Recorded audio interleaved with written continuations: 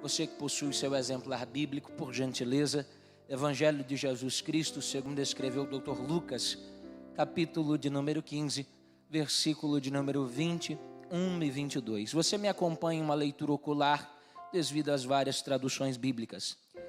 E o filho lhe disse: Pai, pequei contra os céus e perante ti. Já não sou digno de ser chamado teu filho.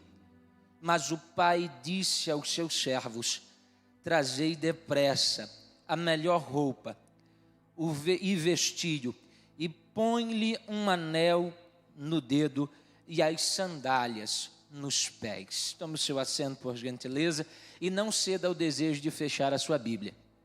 Meus queridos, há alguns dias nós estamos meditando dentro desse texto e Deus nos deu uma pérola riquíssima dentro de uma destas parábolas que Jesus pregava aos publicanos, aos fariseus, aos principais da sinagoga e à multidão que o rodeava no momento deste discurso tão belo.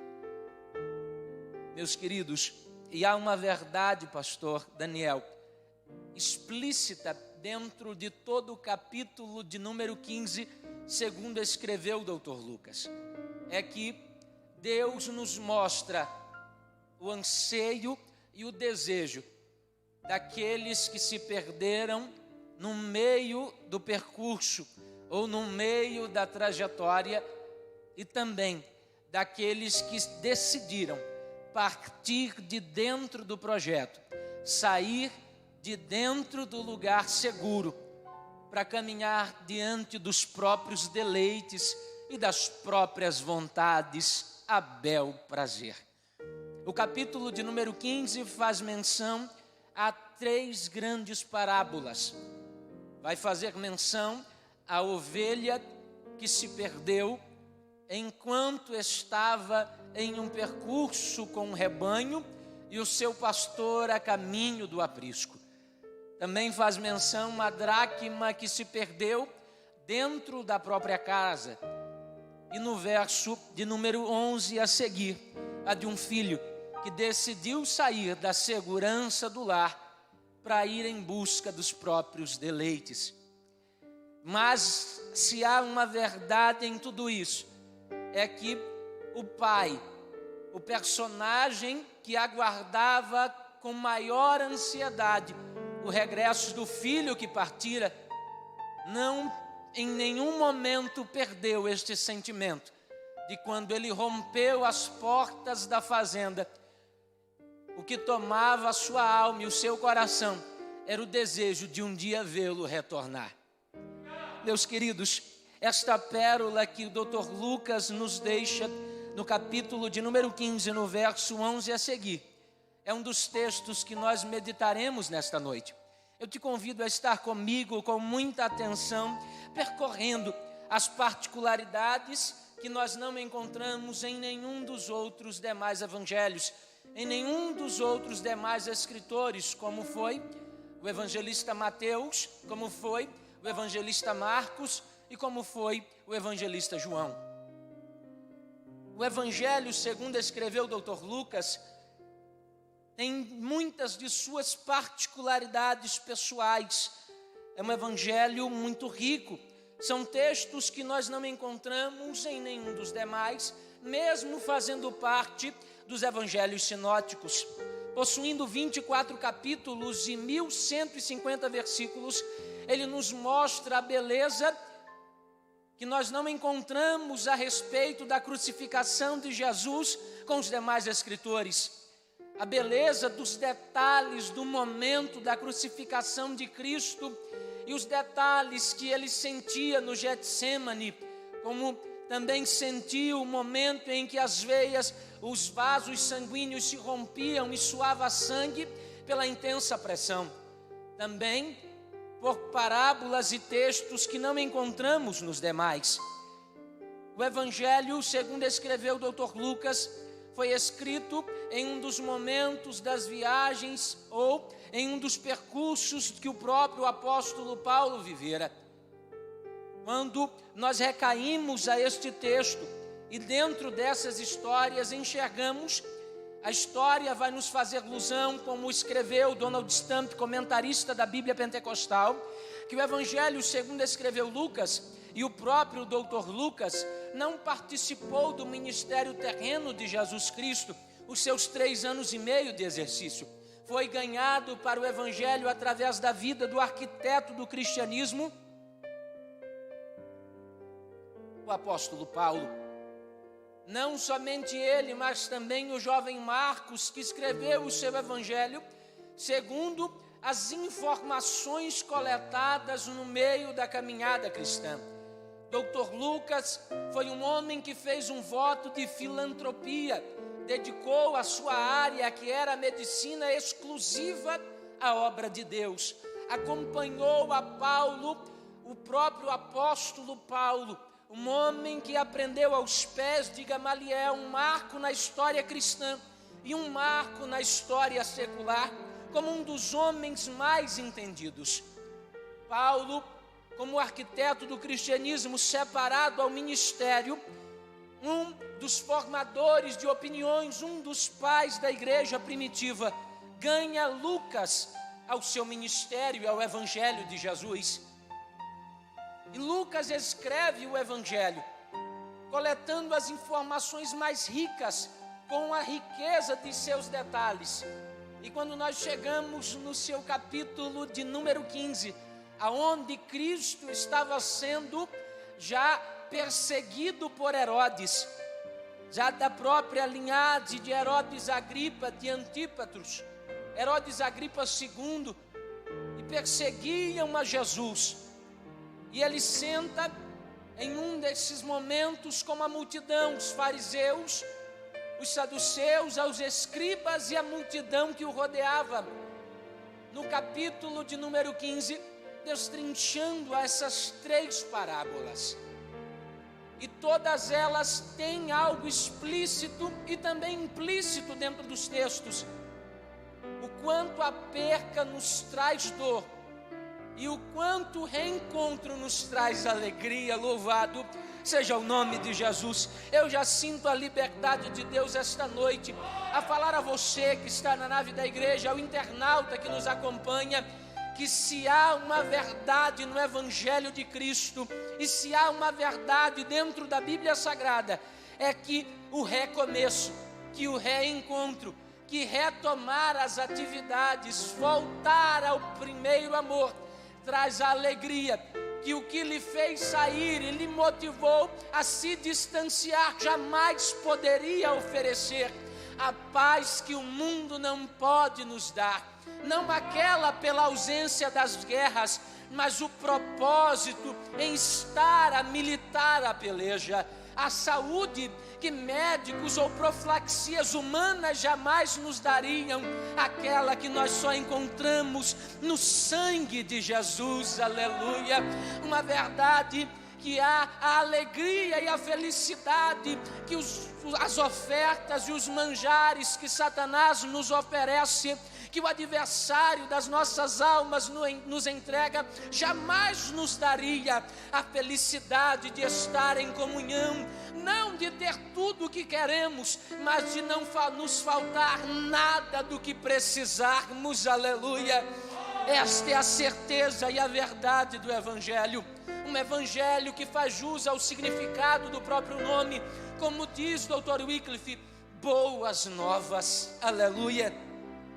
Jesus, no verso de número 11, começa a falar de 3 personagens importantíssimos.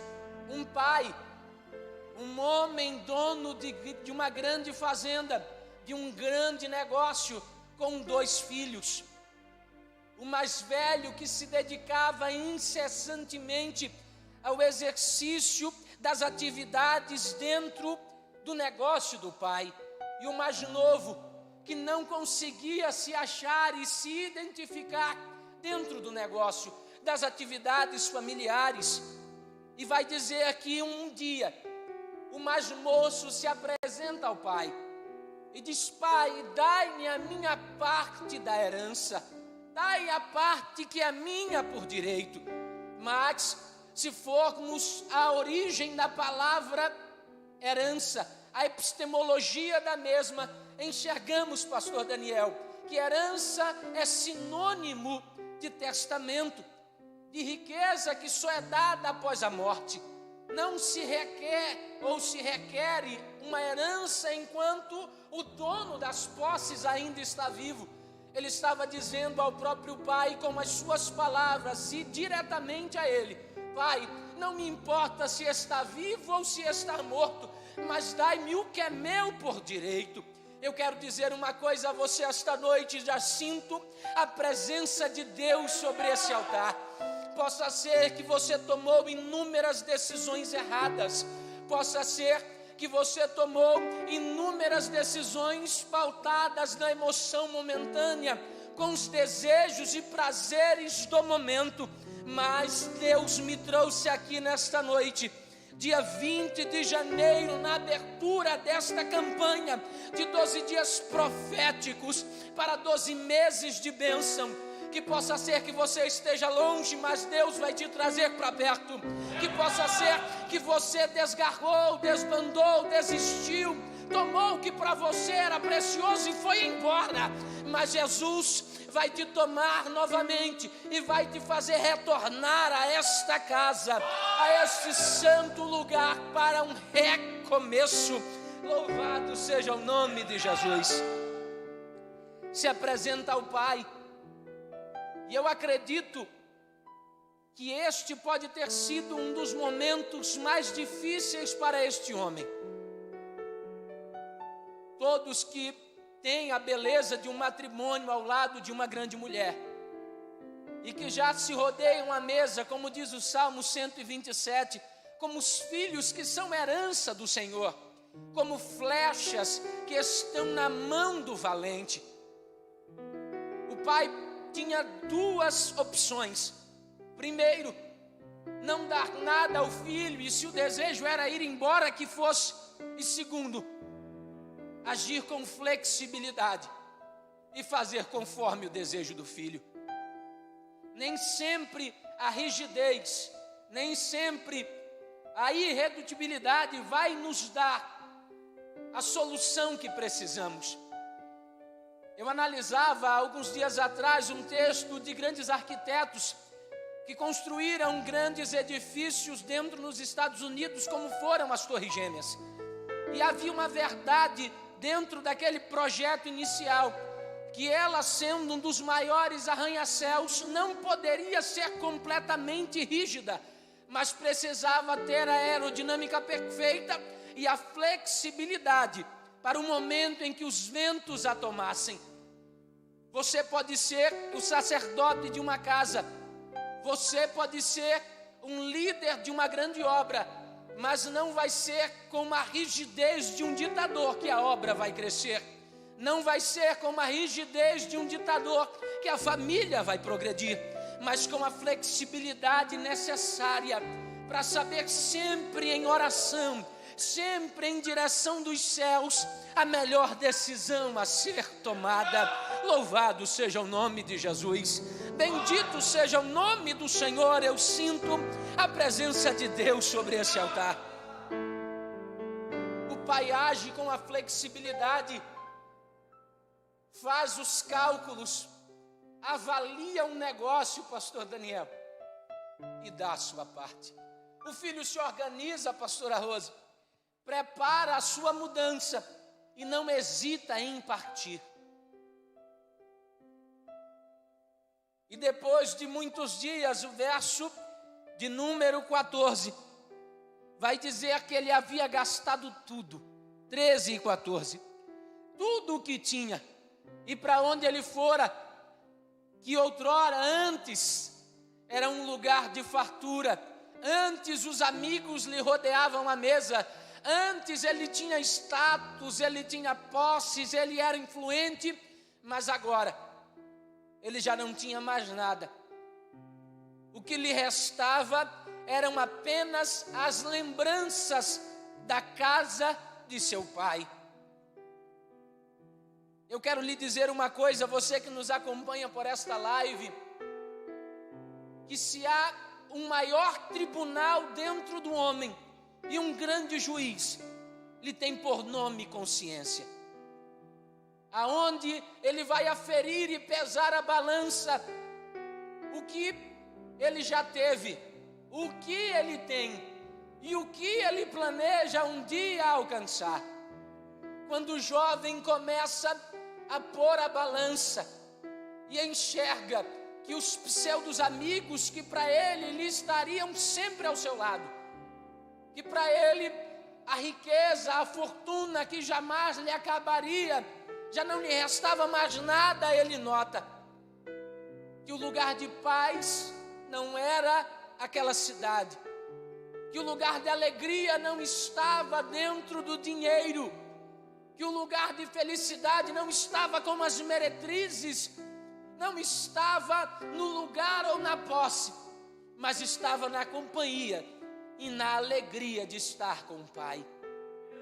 Eu quero dizer a você, não será com um sentimento orgulhoso que você tornará a sentir a presença do Espírito Santo, mas lhe permitindo que o mesmo atue dentro do seu ser, lhe fazendo reconhecer que as decisões erradas não são para nos fazer estarmos no fracasso, mas para retornarmos a nossa postura e caminharmos em direção à reconciliação. A Bíblia vai nos dizer que chegando ao último estágio, cuidando de porcos, trabalhando em meio a trabalhando e sendo exposto ao que para os judeus seria o ápice da imundície, o ápice do nível de pecado, estando com porcos, animais impuros, imundos ao judaísmo. Ele no seu coração se lembra,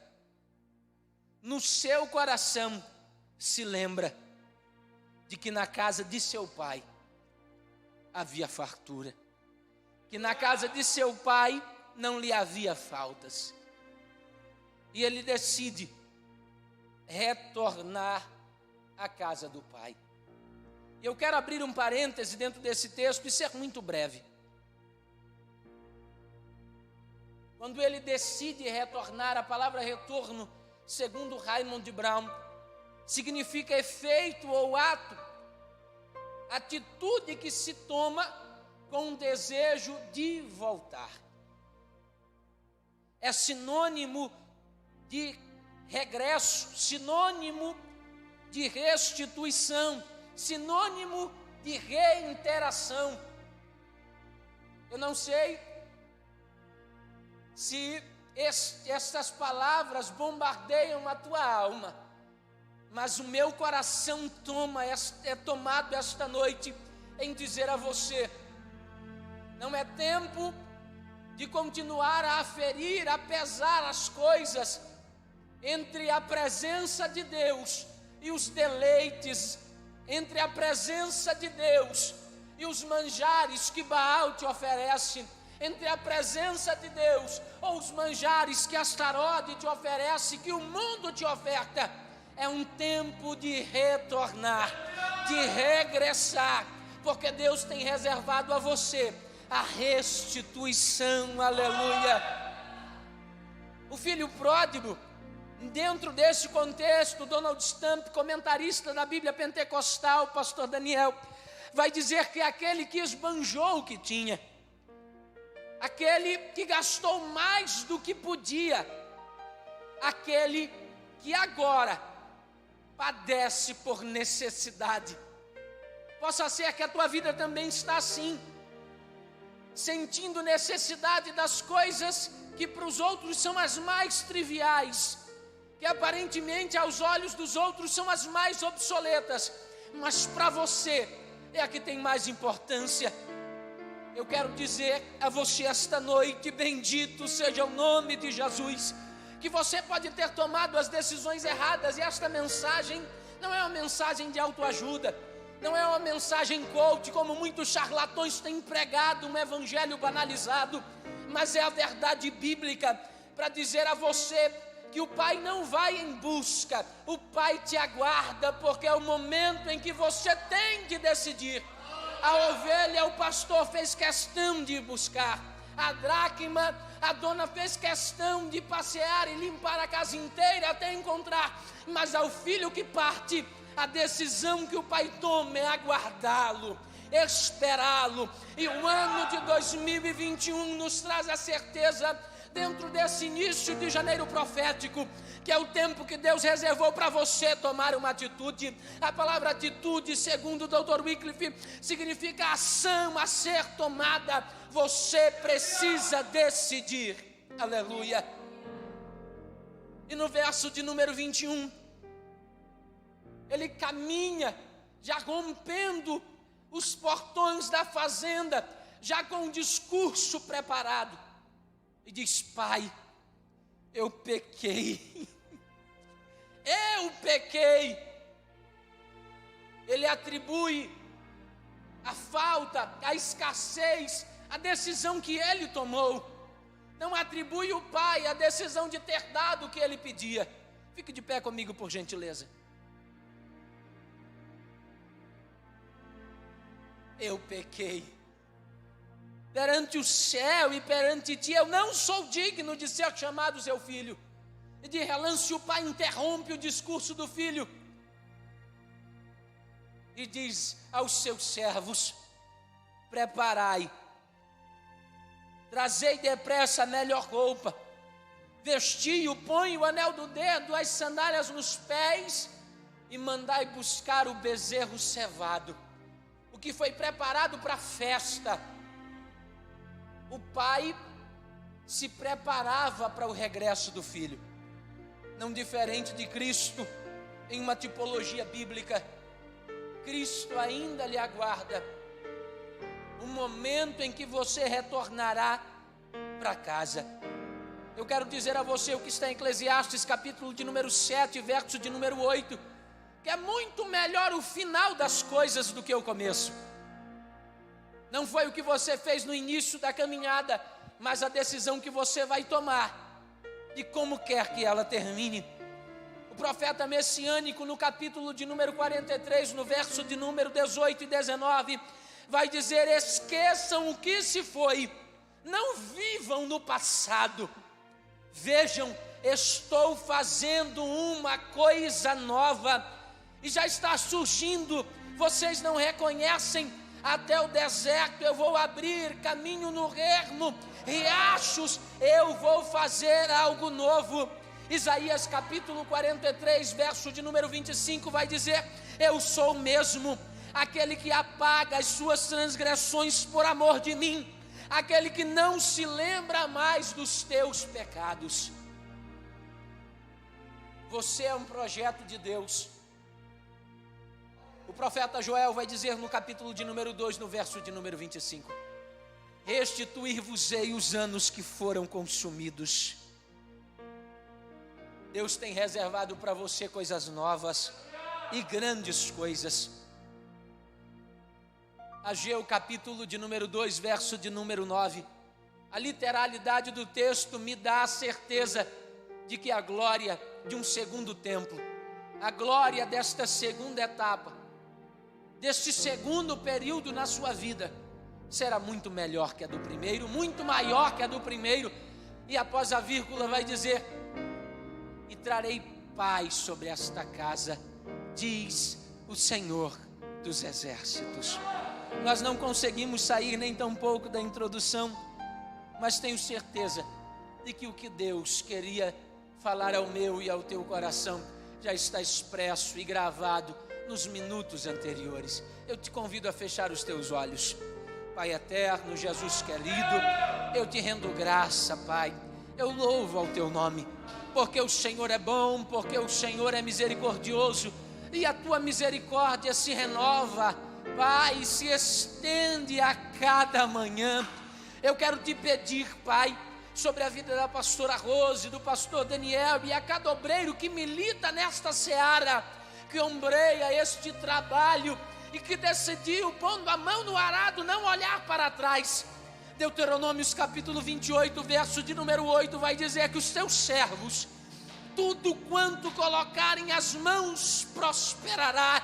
Eu determino a bênção, eu determino sobre esta igreja, sobre estes obreiros, sobre esta casa a permanência da tua presença e a certeza, a confirmação da tua palavra, o avivamento real que só é produzido através das sagradas escrituras. Que esta campanha seja um marco na história desta igreja. É o que eu te peço e te agradeço